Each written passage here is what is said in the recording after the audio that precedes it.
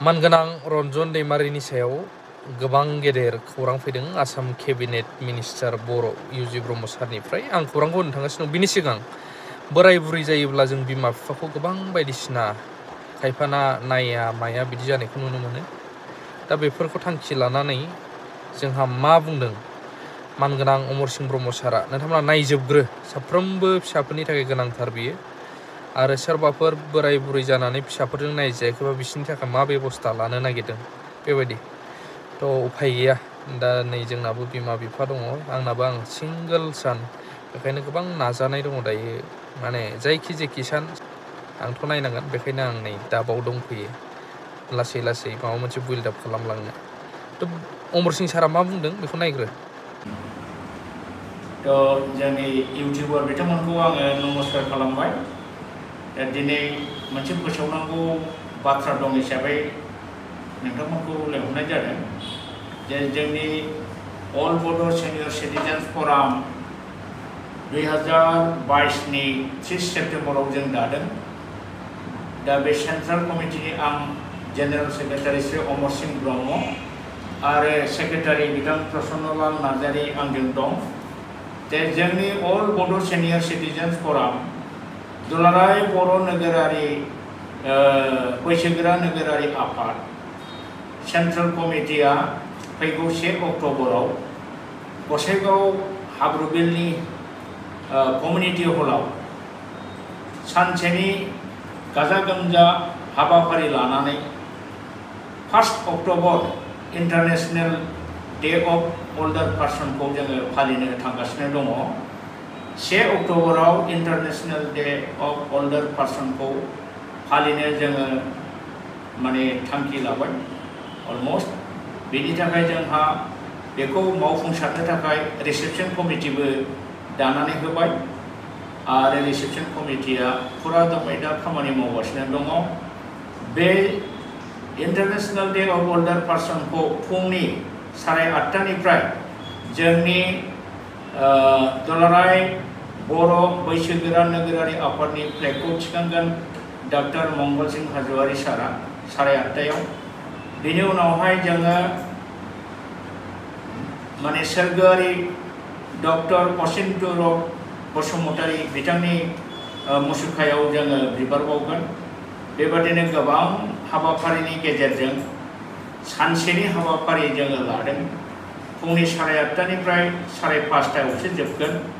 दा बेवहाय मोनफ्रोमबो जिल्ला कमिटिनिफ्राय खमैबो 20 आरो हायोबा बेनि बांसिन जोंनि दुलाराय बर' बैसोगोरा नोगोरारि आफादनि सोद्रोमाफोरखौ जोङो फैनो थाखाय खावलायदों। दा जोङो खबर मोनदों गोबां डिस्ट्रिक्टआव 20 जननि बांसिन फैगोन। दा जोंनि दुलाराय बर' बैसोगोरा नोगोरारि आफाद दानायनि थांखिया बेनो, जोंहा बैसोगोरा सुबुंफोरा गोबां जेंना दङ, गोबां दुखु दाहा दङ। दा बै बैसोगोरा सुबुं हौवा हिन्जाव बोराय बुरैनि गोबां दुखु जारला, जेरै गोबां बैसोगोरा बोराय बुरैया दाबो पेन्सन मोनाखै। बे पेन्सनफोरखौ मोनहोनायनि जोङो हाबाफारि इयुनाव लागोन। लोगोसे जोंहा सरकारनिफ्राय मोननो गोनां गोबां सुबिदाफोरखौ जुदि मोनाखैब्ला जों बेखौ थाबायनानै होनायनि लाहार फाहार जोङो खालामगोन। दिनै जोङो नुनो मोनदों जोंनि बोराय बुरै बैसोगोराथार बोराय बुरैखौ गोबां बिथांमोननि फिसाजो फिसाज्लाफ्रा माने फिनाय एबा जोथोन लानाय नायनायखौ बाद होनानै बिथांमोनखौ आलादा एरख'नानै दोनो। आरो सोरबा सोरबाथ' टाउनाव जों नुनो मोनो फुटपाथआव दोननानै थांनाय। दा बेफोरबायदिखौ जोङो नुयोब्ला सोरबा जुदि बोराय बिमा बिफाखौ माने अना खाना आलाय सिलायै जुदि खालामदोंब्ला, अजत्न खालामदोंबा, जोङो बेफोरखौ थांनानै आफादनिफ्राय बिथांनि फिसा फिसौफोरजों जोङो रायज्लायहैनानै जाहाथे माने बिथांमोनखौ मोजाङै जोथोन लायो बेखौ जोङो सुस्रांना होनायनि बेबस्थाखौ लागोन। जोङो मिथिनो मोनदों गोबां जोंनि बैसोगोरा सुबुङा पेन्सन मोनो, नाथाय पेन्सननि थाखाखौ बिथांमोनहा बख'नो हाया। फिसा फिसौफ्रा ATM कार्डखौ सेनानै लानाय बेखौबो जों खोनानो मोनदों। दा बेफोर जेंनाफोरखौ सुस्रांनो थाखायनो जोङो बे दुलाराय बर' नोगोरारि बैसोगोरा नोगोरारि आफादखौ दादों। बेजों लोगोसे जोंनि आफादहा कनस्टिटिउसनाव जोङो मोनसे बाथ्राखौबो सोफानानै लादों। बे जाहैदों जोंनि बर' हारिनि जेनाखि खैफोद आफोद समाव जोङो बर' हारिनि गुबुन गुबुन हानजाजों लोगो जानानैबो खामानि मावफागोन आरो बबेबा समाव जोंनि बर' हारिनि खहा जानाय सोरबा हानजा एबा दल दंबा जाय हानजाफ्रानोखि बर' हारिनि खहा जानाय हाबाफारि लागासिनो दं बा खामानि मावगासिनो दं बेफोरखौ जों मिथियोबा जोङो बै हानजाखौ बै आफादखौ जोङो सोंखारियाबा थानो हानाय नङा। सोंखारिनानै जोङो बिथांमोनखौ मोजां लामाजों सलिनो गोथों लामाजों सलिनो जों बिथांमोनखौ खावलायगोन। दिनै जोंनि अल बड' सिनियर सिटिजेन्स फरामा खुनु मोनसे राजखान्थि हानजा नङा बा सोरबा राजखान्थि हानजाजों दैदेनजानाय बा थुनानै होजानानै दाजानाय बे आफाद नङा। आं बेखौ दिनै नोंथांमोननि सिगाङाव क्लियार काट बुंगोन।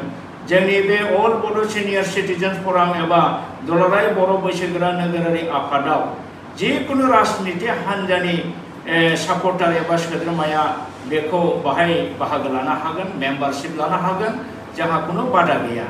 जायखि पार्टियाव थाया मानो बे अल बड' सिनियर सिटिजेन फरामाव बिथाङा सोद्रोमा जानो हायो।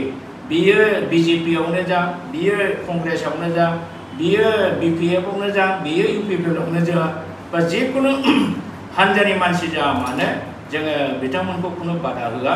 गासिबहाबो बे अल बड' सिनियर सिटिजेन्स फरामाव जायगा लानो माने सोद्रोमा जानो हायो, खामानि मावनो हायो। जोंहा बेवहाय खुनु हेंथा गैया। दिनै जोंहा बोराय बुरिखौ जोङो बै आलाय आथानि जानानै थानाय हारसिङै दुखु खस्थ'जों सोलिनाय बेखौ जोङो सानदों। जोंना अलरेडि आफादा माने कनस्टिटिउसन जाबाय, ओमफ्राय रेजिस्ट्रेसनबो जाबाय, गभर्नमेन्ट रेजिस्टार जाबाय आरो जोंहा दा हाल' बाखिसै। हा मोनखांनाय लोगो लोगोनो जोङो खमैबो 200 जन दोनजानाय 200 जन बोराय बुरिखौ जोङो जाहो लोंहो थाखानाय दोननायनि बेबस्थाखौ लागोन। दा बेखौ बृद्धाश्रम एबा बोराय बुरिनि आश्रमबो होनाय जागोन। जोंहा बे बिराद गिदिर जोंनि थांखि बियो। जोङो जिखुनु प्रकारै जोंनि BTC ओनसोलाव बोराय बुरि जानाय जायफोरखौ बिमा बिफाखौ बिनि फिसाफ्रा फिया बेफोरबादि बोराय बुरिखौ ज' दोननानै जोङो बिथांमोनखौ थांनानै थानायनि राहाखौ होगोन। दिनै जोंहा बे 1 अक्ट'बर इन्टारनेशनेल डे अफ अल्डार पार्सनाव जोङो गोबां हाबाफारि लादों। दामनाय देनाय खननाय मोसानाय हारिमु आयदाजों लोगोसे गोबां बेवहाय आलासिफोरबो लेंहरनाय जादों।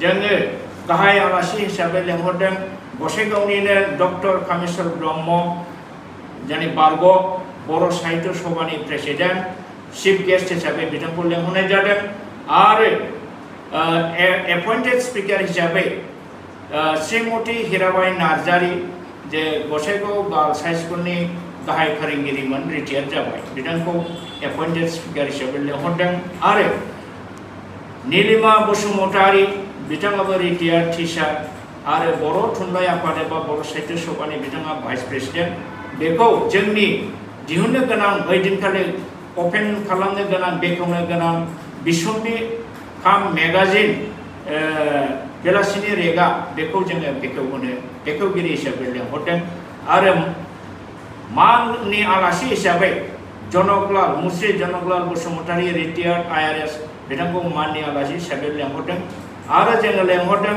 बड' राइटार्स एकाडेमिनि मुस्रि राजेन्द्र बसुमतारी बिथांखौबो जोङो माननि आलासि हिसाबै लेंहरदों आरो माननि आलासि हिसाबै जोङो लेंहरबावदों श्रीमती अनुरानी बसुमतारी बिथाङाबो गसाइगाव हिन्जावसा फरायसालिनि रिटायार्ड हेडमिस्ट्रेस दा बिथांमोनखौ जोङो लेंहरदों आरो लोगोसे जोंनि बोराय बुरिनि गेजेराव गोबां मेथाइ खनगिरि मोसागिरि जों दिनै मोननो हादों बिथांमोनहाबो माने बोरायदोंबाबो माने मेथाइ खननानै गावसोरनि गोदोनि एक्सपिरियेन्सखौ माने ओइदिनखालि दिन्थिफुंगोन दा जोङो जोबोद गाजा गोमजायै बे जिनिसखौ खुंखांनो सानदों आरो जथेस्थ जोङो रायजो राजानि मदद मोनदों आं दिनै खावलायगोन जे प्रत्येक डिस्ट्रिक्टनिफ्राय 20 जन एबा बिनि बारा जोङो टारगेट होदों बाहागो लाफैनो बिनि बादैबो गसाइगाव ओनसोलाव जिहेतुकि जानाय गसाइगाव ओनसोलनि जेसेबां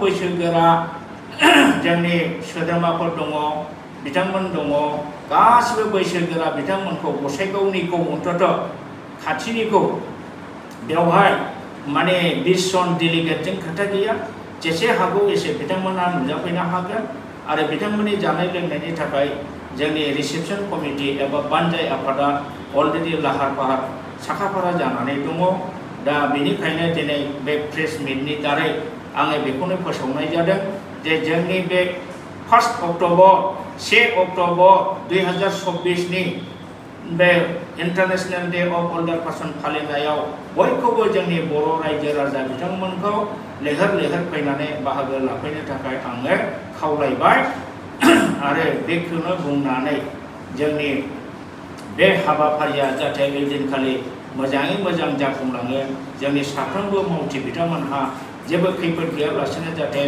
खामानिफोरखौ मावफुंलांनो हायो आं बेखिनिखौनो खावलायनानै बा इसोरनि खाथियाव आरज गाबनानै आंनि बे बिबुंथिखौ बेवहायनो फोजोबनाय जाबाय गोजोन्थों थारैनो नोंथांमोना खोनाबाय आरो मोनसे आं दहाय गिबियावनो बुंदोंमोन फार्स्टआव उरखावगोरा इउजि ब्रह्म आसामनि केबिनेट मिनिस्टार सारा बुंदों रन्जन दैमारिनि सायावहाय जुदि सुप्रिम कर्टआव बिजिरनाया जायोब्ला बाव रायजो सरकार बा आसामनि सरकारा जेबो हेंथा होनाय नङा होननानै बुंदों तो बेनि सायावनो सोरबा सोरबा खुगा दामग्रायनायनि सायावहाय जोंना खुगा दामग्रोयोब्ला गुबुनफ्रा हेंथा होयो नालाय बख'नो मोना बिदि खालामदों होननानै दा बिनि थाखायनो माखासे आदा हारिमु बानस' बिथांमोना बुंदों माखासे आफादफोरखौ नामल' लाग्रोनानै क्रेडिट लानो खुगा दामबा जानाय नङा मानो होनब्ला खामानि मावग्राफ्रा सिरि सिरि मावगासिनो दङ united from of X N D F बेनिफ्रायनो गोबाङा मावगासिनो दं होननानै बिथांमोना बुंदों आरो